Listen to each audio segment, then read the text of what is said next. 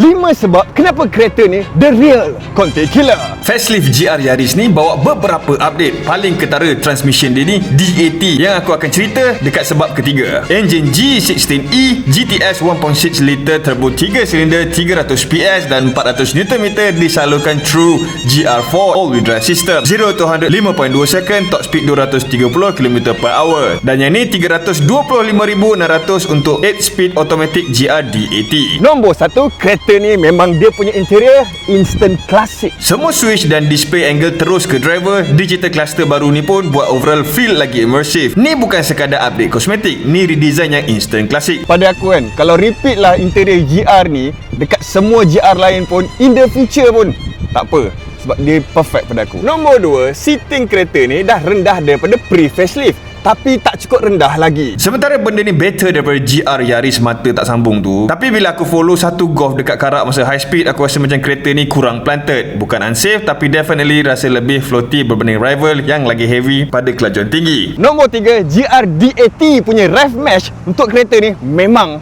unreal. Paling aku suka 8-speed GR DAT ni, dia bukan auto biasa. Dia boleh drop gear sampai gear 1, and bila drop tu korang boleh betul-betul rasa rev mesh berlaku macam driver profesional yang bleed throttle sendiri. Toyota memang design software transmission ini untuk engage driving, dan honestly dia deliver. Jujur aku cakap lah, pada aku lagi prefer DAT ni daripada DCT, tak kira lah untuk dia punya feeling ataupun reliability. Nombor 4, exhaust note untuk GR Yaris dia kurang daripada GR Corolla, daripada dia punya adik sendiri. GR Corolla ada tone yang lebih agresif and raw, manakala GR Yaris ada sound stock yang lebih subdued. Untuk kereta yang carry rally DNA sebegini, aku expect lagi drama lah daripada segi sound. Tapi better lah, sebab used to be one exhaust tip, sekarang dia ada 2 exhaust tip.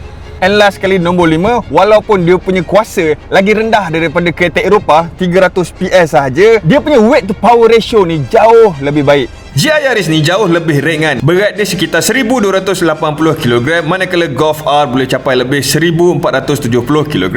Power to weight ratio sebenarnya lagi kompetitif, dan itu yang buatkan dia rasa lebih agile dan responsif dalam corner berbanding rival yang lagi besar dan berat. Dengan harga RM325,600 untuk unit auto, GR Yaris memang position diri sebagai serious contender dalam segmen hot hatch. Bukan sekadar pretender yang nak cuba masuk conversation, tapi genuinely ada spec and karakter untuk challenge nama-nama besar dari Eropah.